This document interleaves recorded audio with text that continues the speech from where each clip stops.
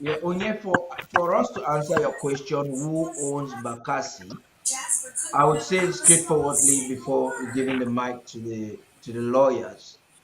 Um, I think that is not a question that will be answered and authenticated on this platform.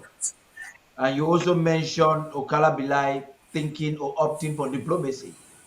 Well, diplomacy should be probably with negotiations with them releasing their deal, but not about ownership of Bakassi, because that is a discussion that Ambazonia will have on the negotiation table. But the actions right there, right now, is evidence of anarchy. You have Ambazonian forces there. You have Biafrans, which is normal because you have Biafrans have been resident there. But that the owner of that place is definitely the Southern Cameroon's Ambazonia. So who owns back is not what I want us to focus on now. I just want us, the lawyers, to look at something. Cameroon's character, Cameroon's behavior in the face of situations that can be de-escalated. Cameroon's actors in the Cameroon government led or ignited or catalyzed the war, facilitated the war in 2016 and 2017.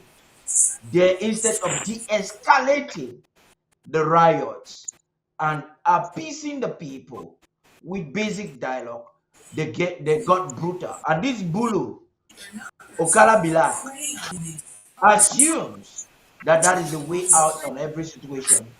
But the Biafran Separatist armed group is telling them never. I begin with you, Barrister Flo.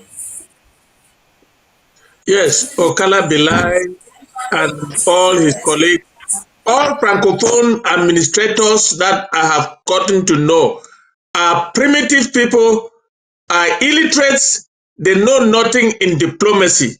They act like they are what they call themselves chef d'etat, and they act like barbarians. How can you talk like that to a neighboring country, a sovereign neighboring country, Nigeria? Forget the Biafra. Biafra is not a country. You cannot talk like that to Nigeria and expect a solution, a diplomatic solution. That is what escalated the problem between Nigeria and Cameroon, leading to the Bakassi War. But that Bakassi War has been settled.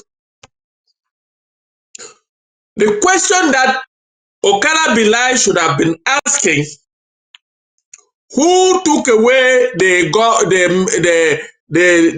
colonial deal?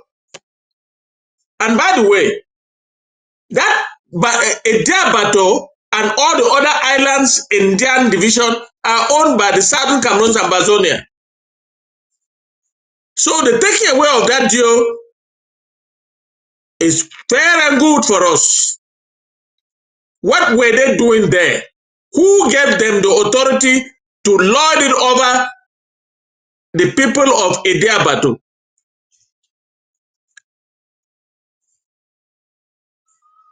And Okala Bilai, instead of talking diplomatically, and in matters of this matter, a local governor has no place. It should have been handled by the foreign ministry in Yaoundé. So why does he not continue to talk like that? Why is he apologizing?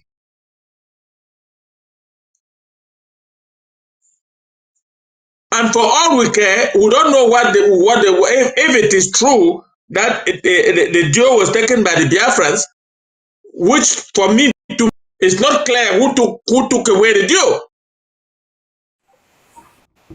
So let them learn some diplomacy. They have a school of diplomacy in Yaoundé that they think that they have studied there, and yet they cannot handle little things like this one involving two different countries. And you stand in your comfort zone and insult another country, giving another country 72 hours. Who the hell is he? Giving ultimatum. Barrister. An ultimatum. Who the hell is he? Barrister Mbeseha, who the hell is he? Barrister Mbeseha, in spite of the dabbling coming in from Okala Bilai, the Biafrans have responded, and you heard it in the report.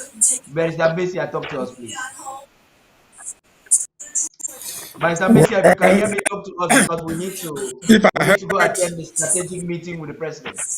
I heard if if I heard Okala Bilai, he was talking to Nigeria, not talking to the Biafrans. But the most Yes, important thing for us to know is that the most important thing for us to know is Bakassi. Are you getting me? Very Are you loud, getting me? very loud and clear. yes, Bakassi did not start today. We were living with the people of Bakassi from the 19th century. They were part of West Cameroon. We lived with them. There was no piracy there. But fast forward, Cameroon claims Bakassi, and that claim, they are forgotten. Maybe Okala Bilai do not know. The 2006 Green Tree Agreement provided what Cameroon had to do upon taking over Bakassi. They failed woefully. They have not even provided the security they provide in the 2006 Green Tree Agreement, which Green Tree Agreement was witnessed by Kofi Annan, was witnessed by the United States, was witnessed by France, was an international agreement. They have not implemented it. What happened in Bakassi was it predictable? Of course. Bakassi is an area full of piracy there. So why would you risk your administrator there without adequate security? Ambassadors don't have any responsibility to provide security in Bakassi. And again, I've said it about several times here. When they adopted that deal, they took him in a flying boat and they saw him going. They didn't have any other flying boat of their own to chase. And so, why do you put these people at risk in Bakassi or Batu, where all the riches of Cameroon are coming from? 60% of the wealth comes from there. It costs to provide security just the on-flying boat. The provided and is making those threats. It's a practical impossibility for any one day. And change person of the who are Nigerians. They undertook in 2006 in the Green Trade Agreement to let them stay there and to provide security for those guys.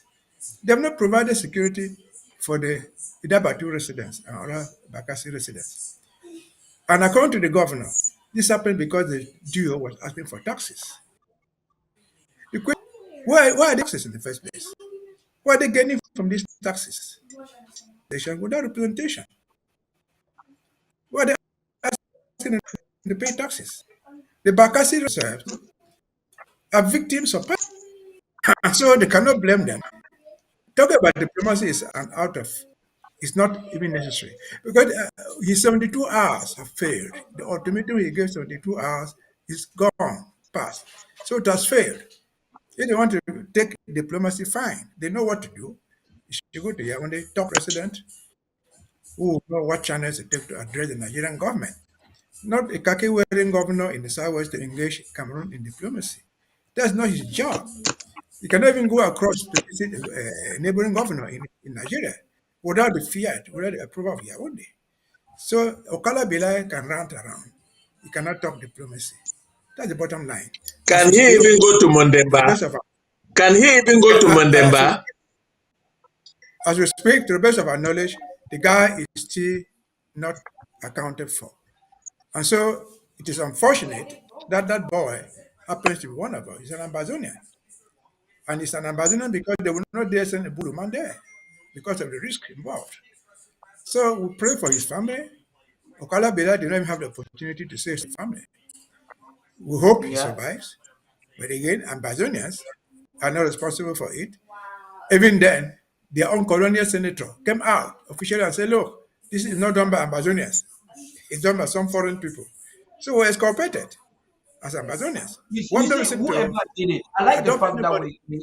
I like the fact that we have a forensic analysis of the situation. But I really don't care who does it. Yes. According to the president Yeah, but executive we're not order, Paris. Ambazonians are not yeah, yeah, Paris. I'm not denying Ambazonians that. are not Paris. This is what my interest is. I really don't care who did it. Every colonial administrator and military in Ambazonia that is operating with orders from Yaoundé is organizing an illegal activity in the Amazonia. Correct.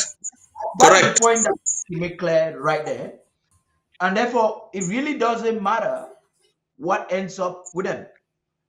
But this is the point I wanted us to focus on. The behavior of the Bulus, the arrogance, and the way they assume that they can intimidate anybody at any time to get their way. And this is going to be one of such situations which we are hoping that they may learn some lessons.